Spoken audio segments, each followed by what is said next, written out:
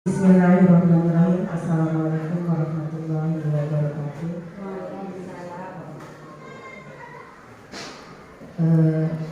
Pertama-tama marilah kita panjatkan puji syukur kehadirat Allah Subhanahu wa Ta'ala yang telah melimpahkan rahmah hidayah dan hidayahnya kepada kita semua sehingga pada hari ini bisa berkumpul dalam berbagi oleh Bu Lina Suryani. Selanjutnya, selawat dan salam kepada junjungan kita Nabi besar Muhammad Sallallahu Alaihi Wasallam beserta sahabat dan keluarga beliau. Baik, untuk acara hari ini oleh Bu Lina Suryani SPD, yang pertama adalah pembukaan, kemudian yang kedua berbagi tentang budaya positif menyebarkan pemahaman dan pengalaman penerapan budaya positif. Kemudian yang ketiga mungkin tanggapan, dan yang terakhir penutup. Baik, kita langsung ke acara pertama, pembukaan. Mari kita sama-sama membuka acara ini dengan membaca basmalah. Bismillahirrahmanirrahim. Selanjutnya kita masuk ke acara inti, berbagi aksi nyata dengan tema budaya positif menyebarkan pemahaman dan penerapan budaya positif. Kepada Bu Lina Suryani SPD kami persilakan. Terima kasih Bu Lina.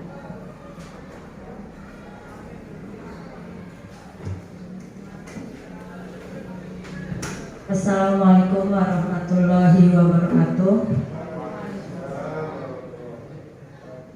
Mohon maaf sebelumnya, di sini Tiang akan sedikit berbagi tentang apa yang saya dapatkan di kegiatan PGP tentang budaya positif. Tapi di sini saya tidak bermaksud menggurui, mohon maaf. Saya di sini Tiang cuma akan berbagi apa yang sudah Tiang dapatkan di kegiatan PGP. Nah, tentunya pelunggu semuanya lebih senior dari Tiang ya, dan ilmunya sudah tentunya lebih banyak dari Tiang. Oke, kita mulai ya. Budaya positif menyebarkan pemahaman dan pengalaman penerapan budaya positif. Materi yang akan saya paparkan di sini terkait budaya positif. Yang pertama, perubahan paradigma belajar. Yang tentunya agak berbeda dari kurikulum 13 ya. Kemudian disiplin positif, motivasi perilaku manusia, keyakinan kelas, posisi kontrol restitusi, segitiga restitusi, kebutuhan dasar manusia. Nah, ini saya akan jabarkan satu persatu tentang budaya positif tersebut. Ya, yang pertama, perubahan paradigma belajar. Perubahan paradigma belajar di sini didefinisikan sebagai perubahan penting yang terjadi ketika cara berpikir yang biasa tentang atau melakukan sesuatu diganti dengan cara yang baru atau berbeda. Jadinya kita berusaha untuk merubah dari kebiasaan yang sudah kita lakukan untuk menuju perubahan yang agak sedikit berbeda dari biasanya tentunya ya. Kemudian yang kedua, pembelajaran dengan paradigma dirancang berdasarkan prinsip pembelajaran yang berdiferensiasi.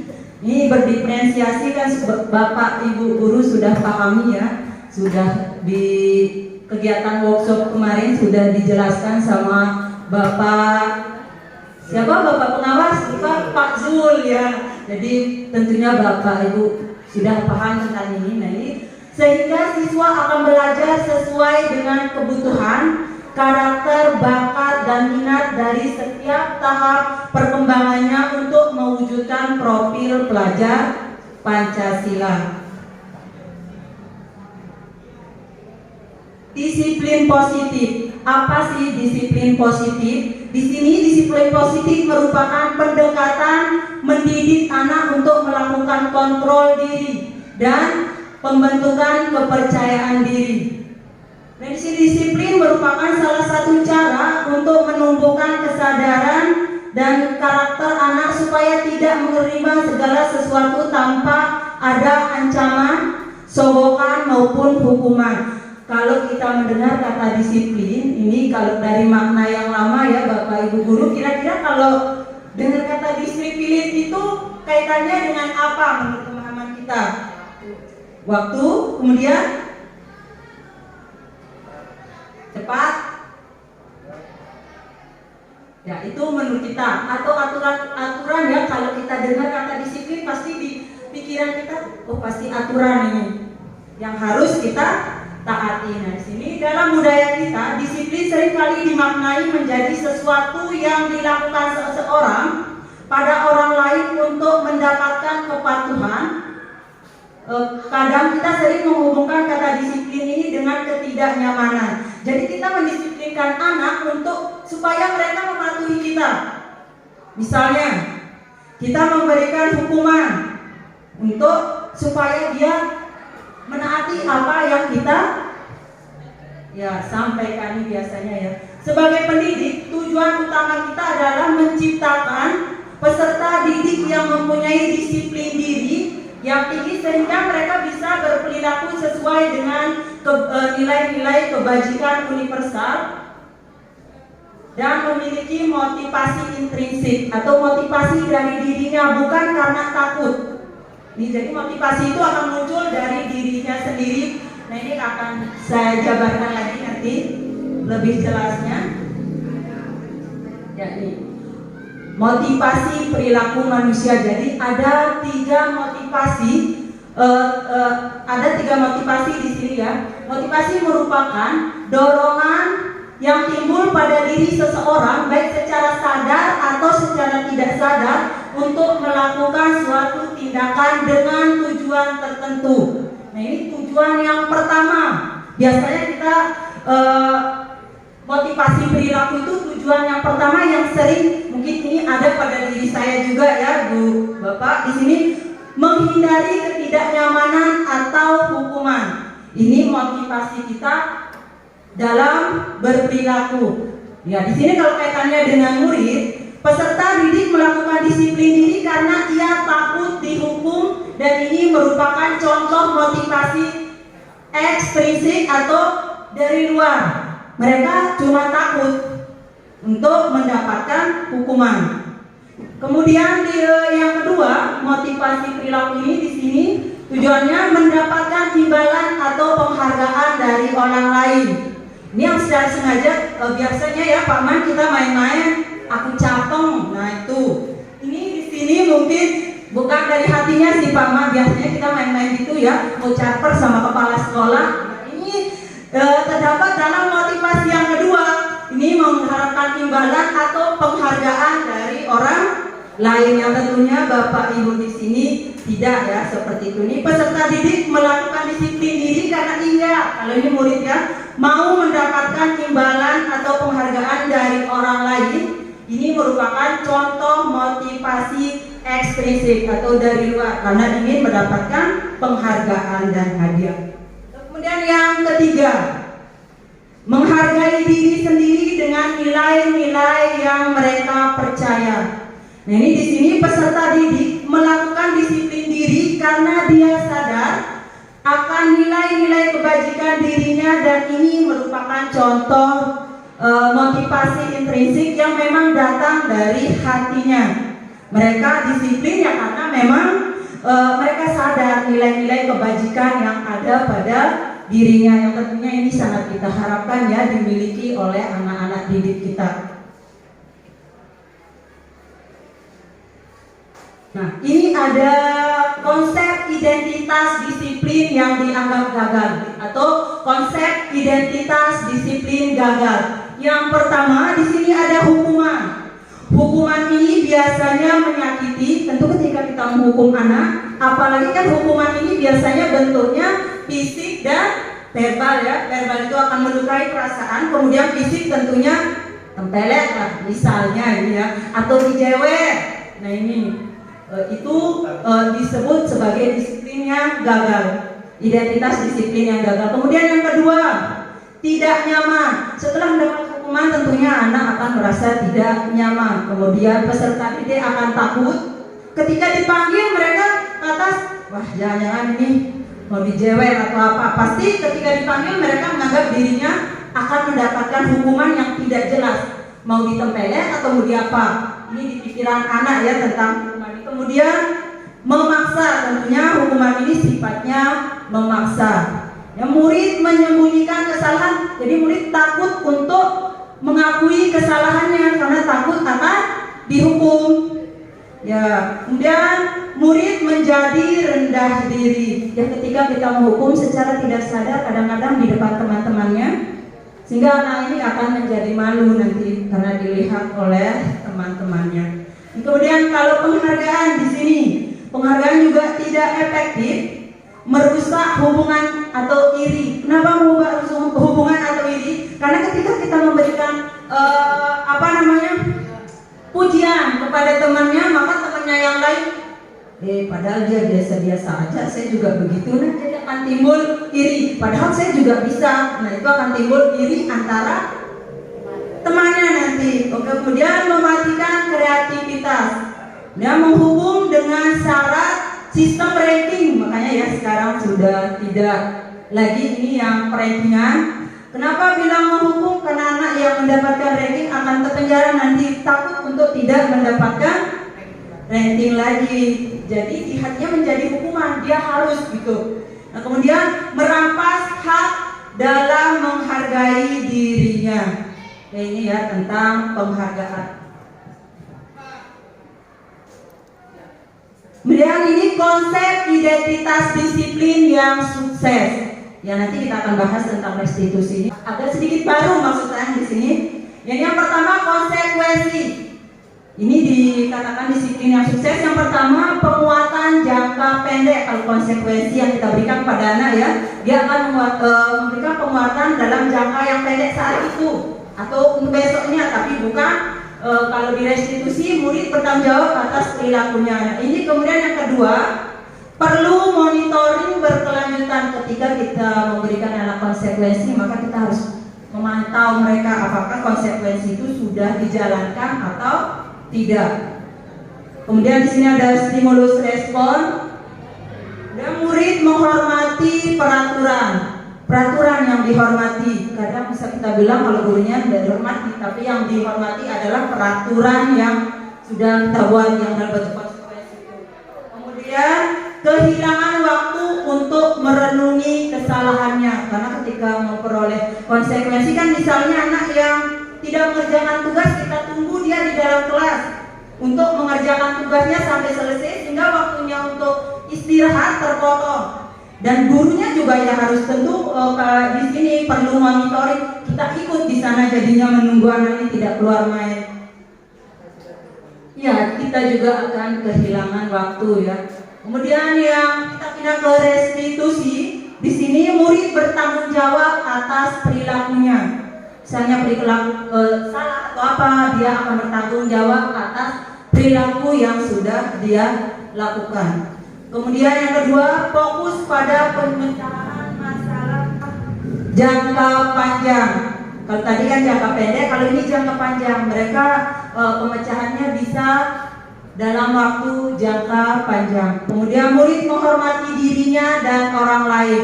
Jadi tidak ada dendam di sini antara teman misalnya yang ada konflik. Karena di sini pemecahan masalahnya panjang supaya tidak ada dendam tentunya. Kontrol diri ini memegang kendali atas dirinya, maksudnya di sini dia bisa mengontrol dirinya. Kalau kita kembali ke kayak kita menggenggam ketika kita menggenggam tangan dan kita tidak mengizinkan untuk orang membuka genggaman kita, maka tidak akan bisa terbuka. Sama dengan anak. Hanya dia yang bisa mengontrol pikirannya. Ketika dia mau menerima atau tidak menerima dari pelajaran itu, hanya dia yang bisa membuka kontrol atas dirinya sendiri. Konsep disiplin.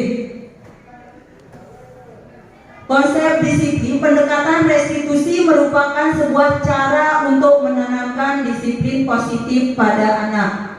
Ini restitusi di sini proses menciptakan kondisi bagi murid untuk memperbaiki kesalahan mereka sehingga mereka dapat kembali pada kelompok mereka dengan karakter yang lebih kuat. Artinya dengan ini mereka memperbaiki kesalahannya, mereka tidak malu sehingga ketika kembali ke kelas dia keadaan si pembuat masalah, tetapi dia sama dengan temannya dengan kondisi yang lebih kuat. Kemudian kontrol diri, ini memegang kendali atas dirinya, maksudnya di sini dia bisa mengontrol dirinya. Kalau kita kembali ke kayak kita menggenggam ketika kita menggenggam tangan dan kita tidak mengizinkan untuk orang membuka genggaman kita, maka tidak akan bisa terbuka. Sama dengan anak, hanya dia yang bisa mengontrol pikirannya ketika dia mau menerima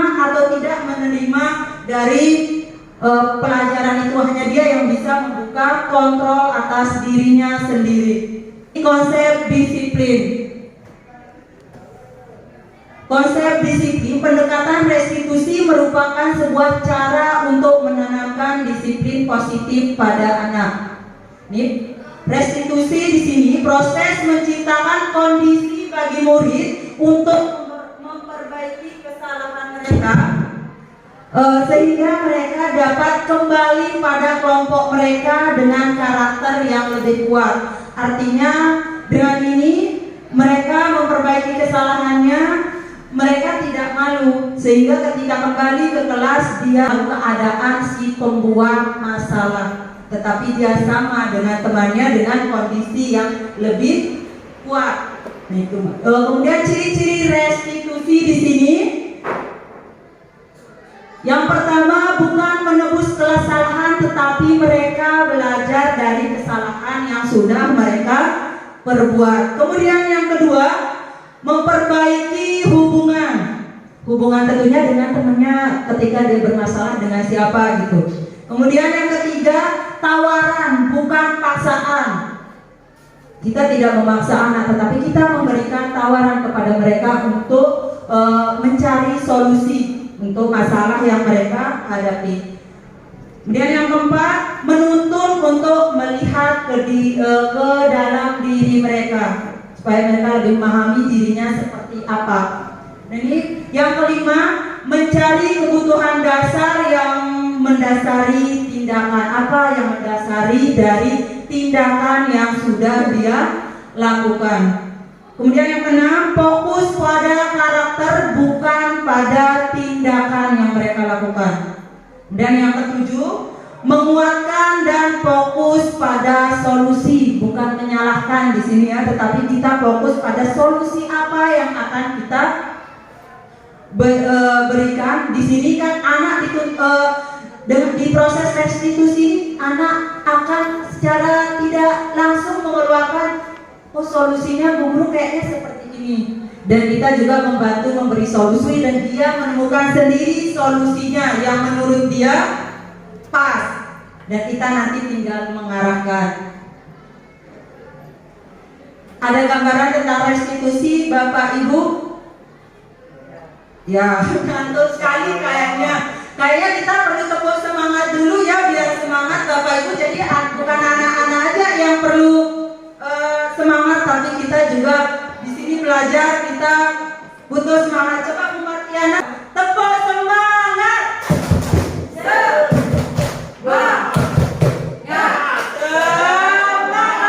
Terima kasih Bapak Ibu guru hebat. Kita lanjutkan.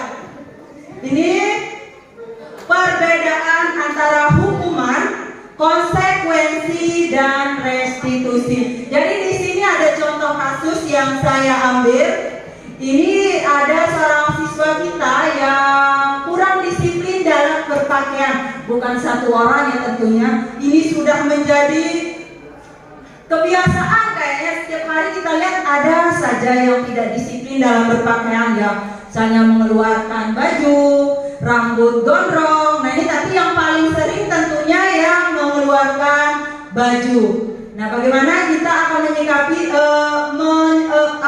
mencoba mendisiplinkan nanti dengan segitiga restitusi, nanti akan saya contohkan. Tapi di sini kita lihat dulu perbedaannya ketika kita menghukum atau konsekuensi atau dengan restitusi. Yang pertama, hukuman. Guru menghukum siswa tersebut untuk berlari mengelilingi lapangan dan membawa papan label yang ditempel di dalamnya dengan tulisan "Saya tidak disiplin dalam berpakaian". Kira-kira kalau kita hukum seperti ini, anak akan merasakan hal apa, Pak Man? Malu, betul sekali ya Pak Guru, tentunya. Tepuk tangan. Ya. Kemudian yang kalau konsekuensi di sini, guru memberikan konsekuensi atas kesalahan dengan cara menyuruh siswa untuk tidak memakai alas kaki selama di sekolah dan tidak memperbolehkan siswa keluar kelas. Kalau ini kan di dalam kelas sendiri, dan ini lebih bukan dalam bentuk hukuman fisik. Kemudian kalau di restitusi, guru menanyakan keyakinan kelas yang sudah kita sepakati di sini, dan guru menanyakan keyakinan kelas untuk membantu siswa dalam menyelesaikan masalahnya.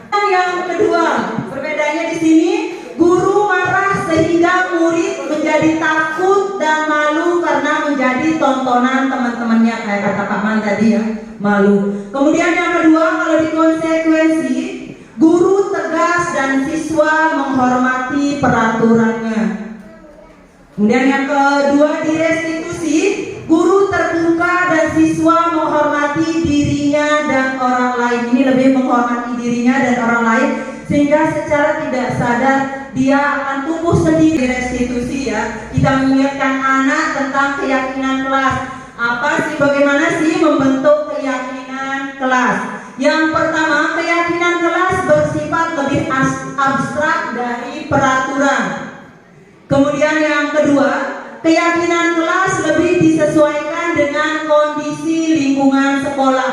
Jadi berbeda-beda sekolah tentunya keyakinan atau beda-beda kelas, keyakinan yang kita buat masing-masing guru akan berbeda, tidak sama.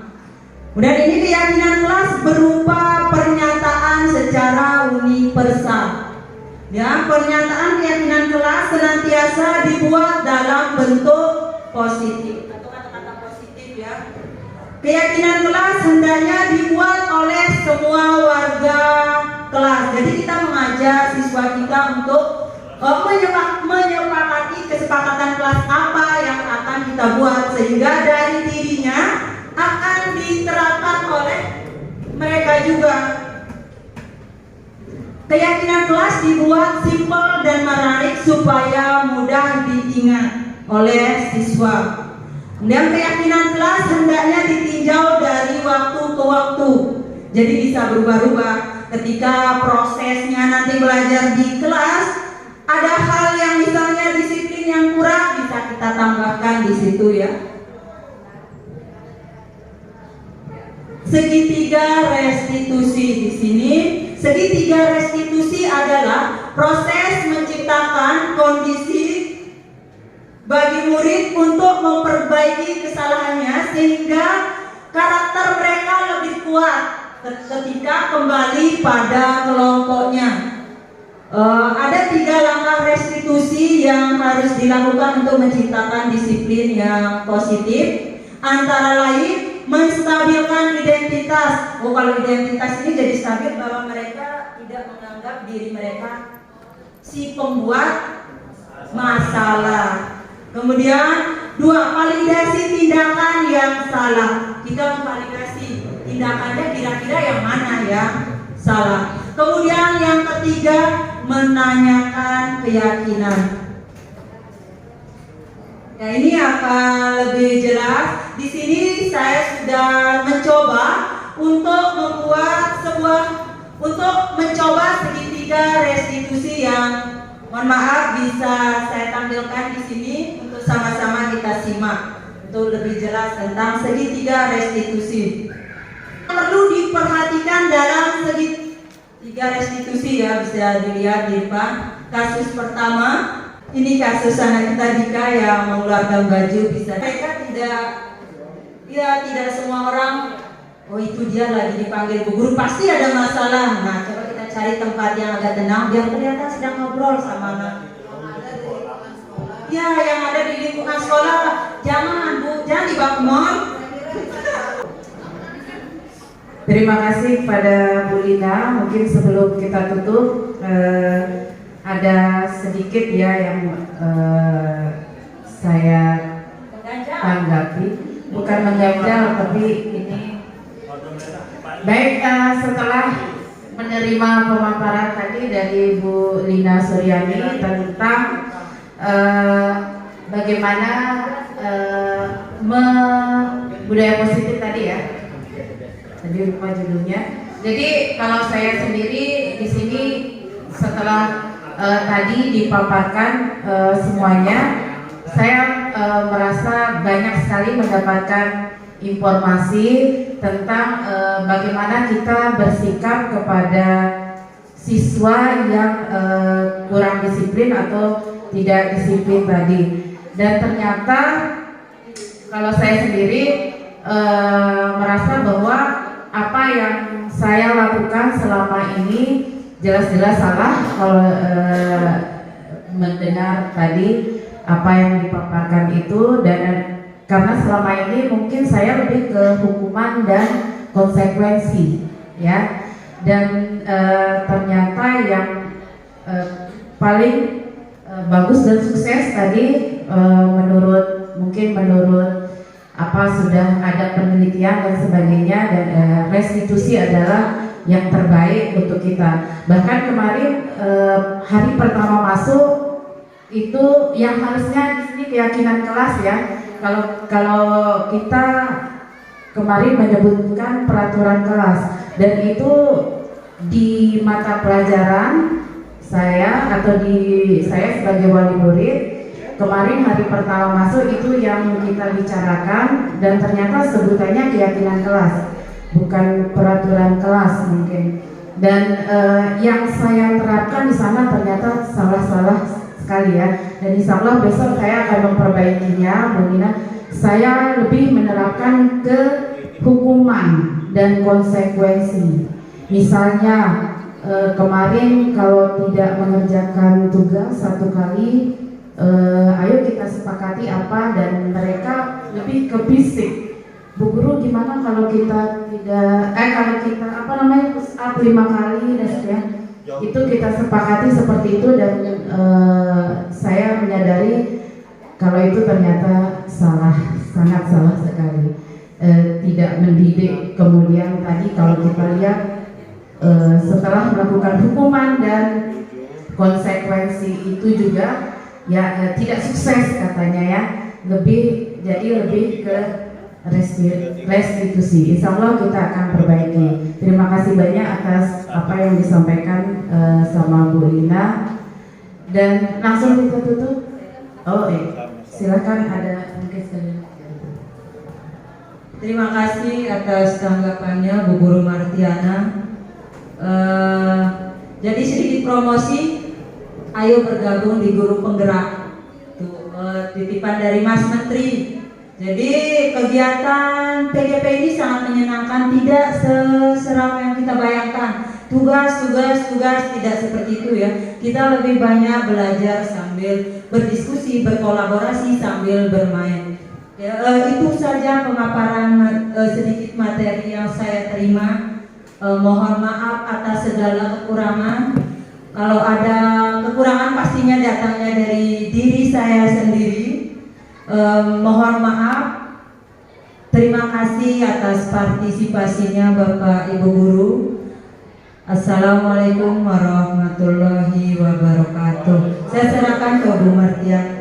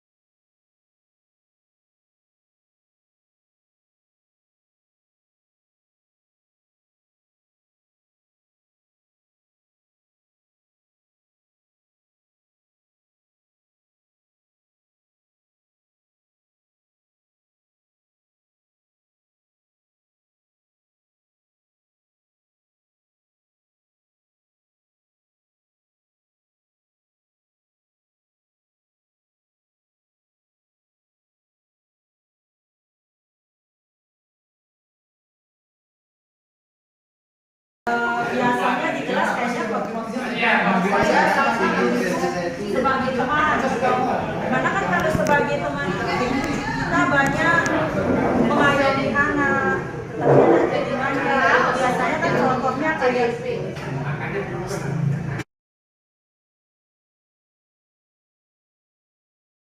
untuk membuat keyakinan kelas, di mana keyakinan kelas ini kalian akan sepakati kira-kira keyakinan kalian apa yang akan membuat kelas kalian menjadi aman dan nyaman. Jadi masing-masing orang nanti punya keyakinan masing-masing satu. Maunya apa? Misalnya tidak membuang sampah di kelas. Nah itu juga termasuk keyakinan yang kamu miliki. Sehingga ini bisa hadir dari dalam hati kamu. Kalau kita buat disiplin aturan apa, kamu merasa terpaksa. Kalau ini dari kalian untuk kalian yang membuat kesepakatan untuk membuat keyakinan kelas, maka kalian juga yang akan mematuhi yang sudah kita sepakati bersama dalam bentuk yang namanya keyakinan kelas. Oke.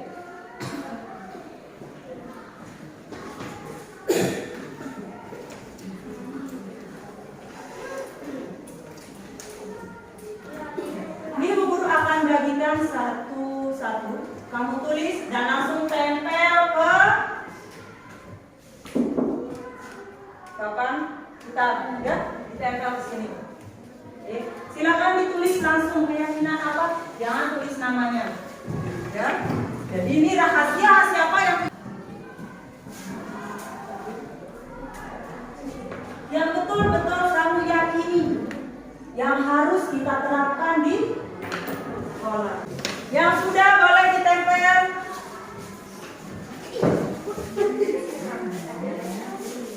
Ya.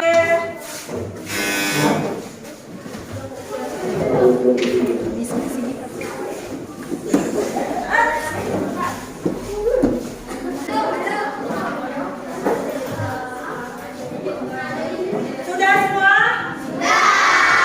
Oke, jadi ini yang sudah kalian buat keyakinan kalian tentang apa yang kalian terapkan di kelas. Sini bawa hati. Tidak boleh atau boleh ini? Boleh. Kemudian tidak boleh membuang sampah sembarangan. Dilarang membuang sampah, jadi bisa kita dia jatuh aja. Tidak boleh membuang sampah, tidak boleh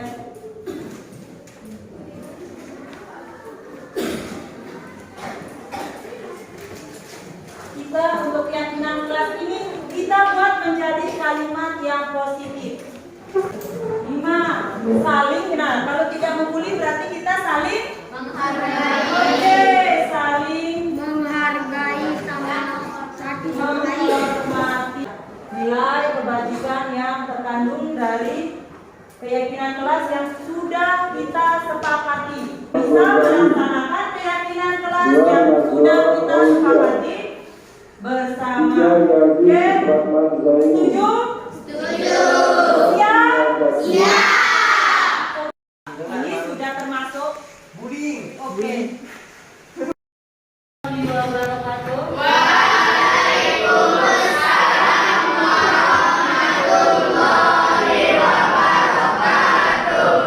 Jadi sebelum kita memasuki semester ini, sebelum kita mulai masuk ke materi pelajaran, sebelum itu kita harus membuat kesepakatan di yang kita sepakati antara kalian dengan guru. Kesepakatan ini dari kalian yang nanti akan menjadi keyakinan kelas. Apa sih keyakinan kelas? Kalau kayak itu kan aturan ya. Tapi di sini aturan ini kita bentuk dalam hal yang positif, yaitu keyakinan kelas. Kenapa keyakinan kelas? Karena ini kalian buat sendiri dari kalian, maka yang melaksanakan adalah kalian. Cintaku berarti terangkan semuanya itu dari kalian yang buat aturan, maka nanti kalian juga yang akan melaksanakan keyakinan kelas yang akan kalian sepakati. Contohnya misalnya di dalam kelas, apa hal-hal yang ingin kalian mimpikan sehingga di dalam kelas ini menjadi nyaman, menjadi iklim yang positif, aman, nyaman, sehingga proses pembelajaran itu berjalan sesuai yang kalian inginkan. Senang nggak kalau kelasnya tidak nyaman? Ikut. Kok ya ikut? Kalau ikut berarti tidak senang ya? Nah ini makanya kalian harus menyepakati, membuat kesepakatan keyakinan kelas apa yang harus kita jalankan selama kita berada di kelas 8D. Ini kesepakatan. Nanti Bu Guru akan kasih satu take note. Kalian tulis, boleh satu, boleh dua, tapi jangan tulis nama. Kalian tulis keyakinan apa yang kalian yakini yang harus dijalankan di kelas sehingga kelas menjadi aman, kondusif, menjadi kelas yang positif. Silakan tulis di sini dan nanti tempel di sini ya. Silakan ada satu tulis nama. Guru bagikan. Ingat, ini yang kalian inginkan, keyakinan apa yang kalian inginkan yang harus kita terapkan di dalam kelas.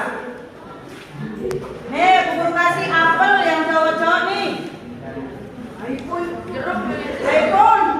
iPhone ini ya. Oh, jeruk, yang warna jeruk. Oke, ini yang warna jeruk. Yes. Siapa yang putih?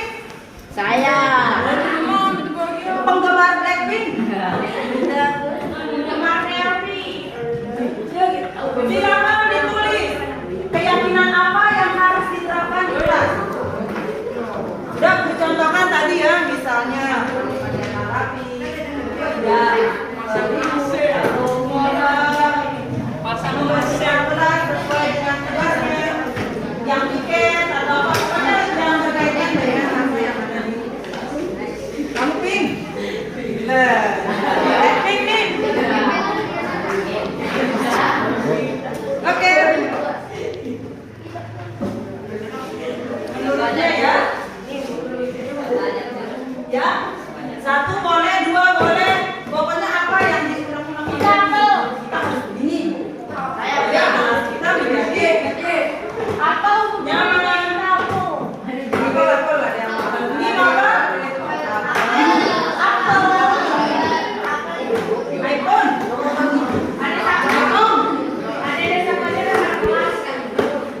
Oh ya betul ya, biar mirip ke kelasnya. Yang white itu di belakang.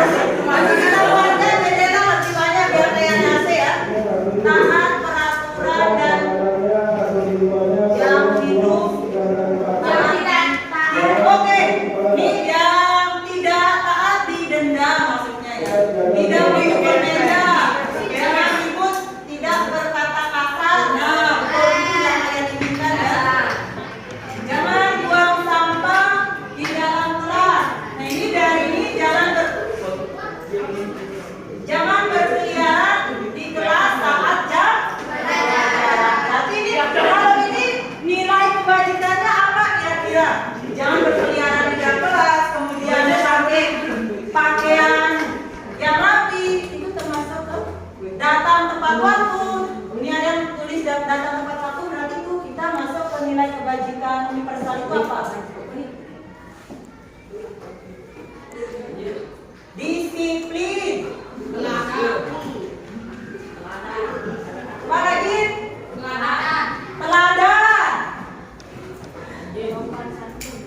Apa lagi?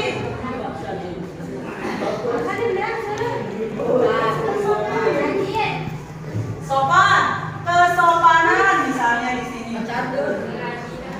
Ini nilai-nilai kebajikan yang ingin kita paham kan kebajikan ini kebajikan yang ingin kita taati secara menyeluruh. Kemudian apa lagi? Jangan menghormati berarti itu masuk bullying. Menghormati di sini. Apa lagi? Baca semua. Guru peringatan sama. Tidak boleh makan saat belajar, sudah termasuk ke dalam apa lagi? Hah? Apa lagi? Jangan apa? iPhone paling halus. Tidak mengambil barang teman, tidak membuang sampah, tidak ini masuk juga keamanan. Mau nggak kelasnya aman? Mau ya? Ingat, nah nanti ini kita tambah dari kalimat positif. Tidak boleh bullying. Berarti kalau kita masukkan ke kalimat positif, kalau tidak boleh bullying, menghormati.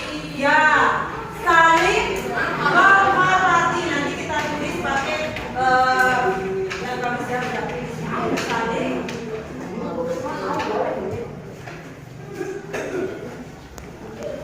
Kemudian ini sudah guru gabungan ya. Yang masih satu Saling menghargai. saling menghargai ya. Itu masuk di sana. Nah, beli guru gabungan ini yang satu maksudnya sama. Yang muli ini guru lupa. Yang mana? Tidak bersorak-sorak, tidak saling mulia. Satu di sini. Ini baca guru. Penggemar Naruto. Berarti di sini kalau penggemar Naruto ketika belajar maka tinggalkan dulu lah.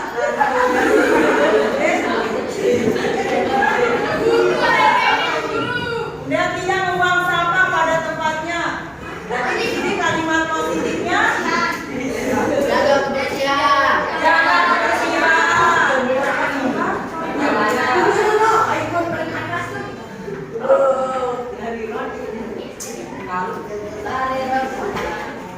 Siapa lagi? Apa paling atas guru?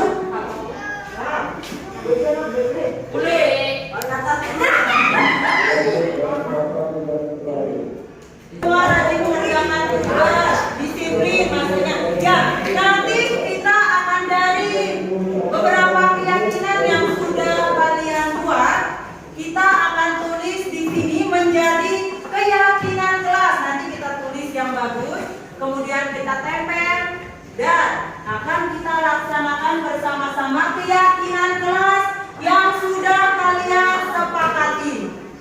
Sepakat? Siap untuk menjalankan keyakinan kelas? Dulu ada. Oke, jangan ikut ketika guru sedang menjelaskan. Beradab, ya ini masuk di sini berarti memiliki adab dan sopan santun berarti sopan. Ini masuk ke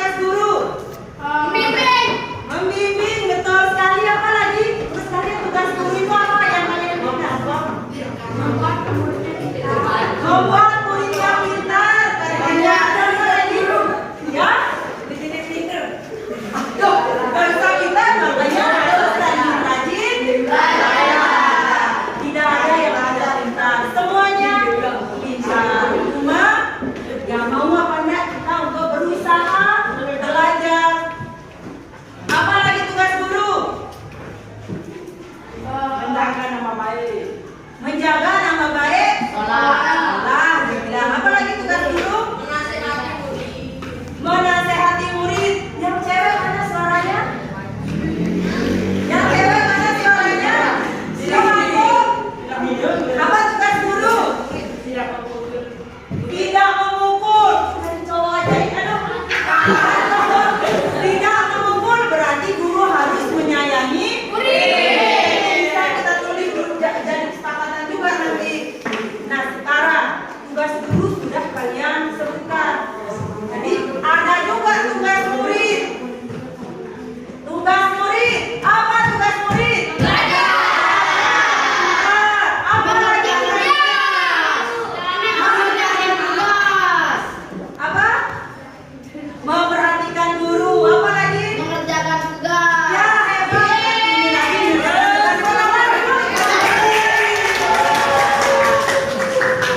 Kasih tepuk hebat caranya. Tepuk hebat. Hebat hebat. Hebat hebat. Hebat. Makanya hebat baru. Apa lagi tugas guru? Menjaga murid. Saat mendengarkan guru saat menjelaskan. Apa lagi tugas guru? Datang ke sekolah. Datang ke sekolah tepat waktu. Jangan datang ke sekolah pakai seragam tapi belok kiri. Otak lain. Datanglah ke sekolah yang ke sekolah. Apa lagi? Menghormati guru. Apa lagi tugas murid? Menghargai guru. Ini semua sudah ada di dalam nilai-nilai kebajikan universal. Nanti tinggal keyakinan kelas yang akan kita susun kata-katanya. Yang pertama, universal secara menyeluruh. Coba itu satu dari atas. Tidak bullying. Nah ini sama kesini. Tidak guru. Habis. Mana? Habis lo baru dulu. Belum guru. Disiplin. Ya ini kita sebutkan.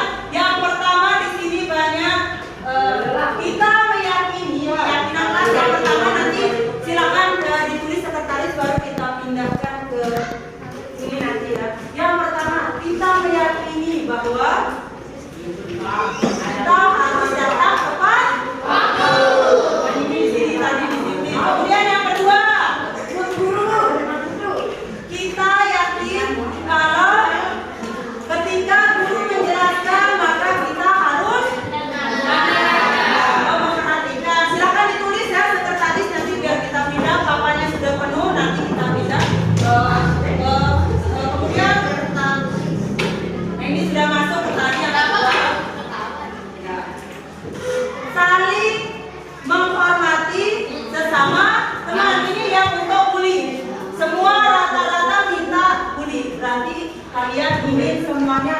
Nah jangan sampai nanti nama temannya misalnya Udin, tapi nama bapaknya Muhammad dipanggil Muhammad.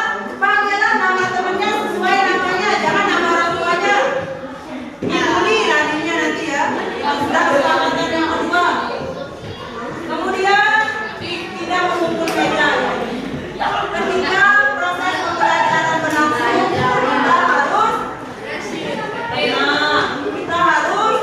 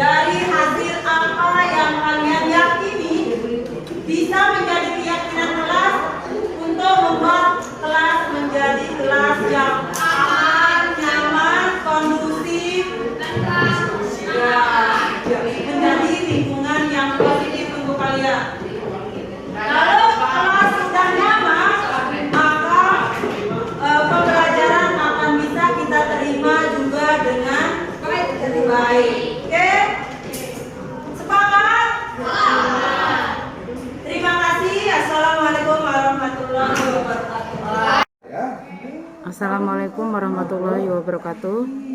Hari ini saya ingin menanggapi aksi nyata yang dilakukan oleh Bu Lina Suryani tentang budaya positif.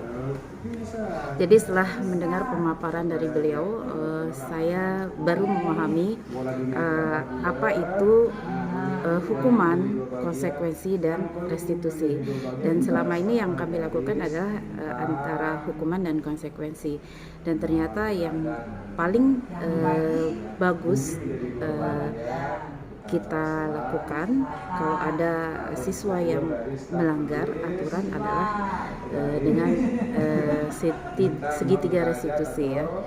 Jadi itu yang paling baik. Kemudian ada keyakinan kelas. Di sini kalau biasanya kita menyebutnya peraturan kelas ya. Jadi di sini biasanya guru yang membuat peraturan kelas tersebut dan harus dipatuhi. Dan ternyata itu juga tidak berdampak kurang bagus ya, berdampak kurang bagus untuk siswa. Jadi kalau keyakinan kelas itu adalah bagaimana siswa terlibat di situ untuk membuat keyakinan kelas. Jadi ketika mereka melanggar suatu keyakinan kelas tersebut, mereka itu berarti melanggar aturan mereka sendiri. Jadi tidak akan membuat mereka merasa malu, sakit hati atau apa. Jadi di sini sangat bagus kalau kita menerapkan keyakinan kelas tersebut. Baik, itu saja. Terima kasih. Assalamualaikum warahmatullahi wabarakatuh. Bismillahirrahmanirrahim. Assalamualaikum warahmatullahi wabarakatuh. Pada kesempatan ini kami ingin menyampaikan bahwa ada satu sisi yang luar biasa yang kemudian dilakukan oleh salah seorang guru kami yang selaku guru penggerak dalam bentuk pengimbasan, dalam bentuk berbagi pengalaman baik, ya, berbagi praktik baik kepada guru-guru kami. Tepatnya ketika diadakan kegiatan kemarin pada hari Senin kemarin, kami mendapat sebagai guru-guru yang lainnya, kami sebagai guru-guru lain yang bukan guru penggerak merasa sangat terbantu, merasa sangat mendapatkan sangat banyak manfaat yang luar biasa dari penyampaian praktik pengimbasan praktik baik, atau bisa kami sampaikan bahwa sebagai bentuk pengimbasan dari sebuah ilmu baru yang bagi kami mungkin selama ini ada sesuatu yang belum pernah terlaksana di sekolah, terutama bagi guru. Nah, yang disampaikan kemarin yang disampaikan terkait tentang tentang bagaimana posisi seorang guru di dalam menyelesaikan masalah terhadap siswa ini menjadi sangat penting dalam rangka membangun satu persepsi baru bagi kami guru-guru ketika menghadapi permasalahan dengan siswa. Salah satunya adalah dalam praktik pembelajaran selama ini, dalam praktik pendidikan selama ini, yang kerap diterapkan oleh para guru adalah ketika mereka mencoba menyelesaikan permasalahan dengan berbagai macam hukuman yang terkadang membuat siswa merasa takut terhadap dunia pendidikan. Dan ternyata Ibu Lina Suryani sudah mampu memberikan pemahaman baru kepada kami bahwa dalam rangka menyelesaikan permasalahan siswa, dalam rangka memberikan efek jerak pada siswa, ternyata tidak harus dengan cara melakukan tindak hukuman, tapi mestinya kemudian memberikan satu pemahaman yang luar biasa, memberikan mereka ruang untuk menyelesaikan konflik, memberikan mereka ruang untuk menyelesaikan permasalahan mereka sendiri. Dan ini yang jujur kami sampaikan bahwa ini adalah pengalaman baru yang telah kami dapatkan dari seorang penggerak seperti Ibu Lina Suryani. Oleh karena itu kami sangat berterima kasih kepada guru penggerak, pada program guru penggerak, dan terutama kepada Ibu Lina Suryani yang telah berbagi ilmu kepada kami guru-guru SMP Negeri 2 Waslagi. Terima kasih dan mudah-mudahan ini bisa bermanfaat. Assalamualaikum warahmatullahi wabarakatuh.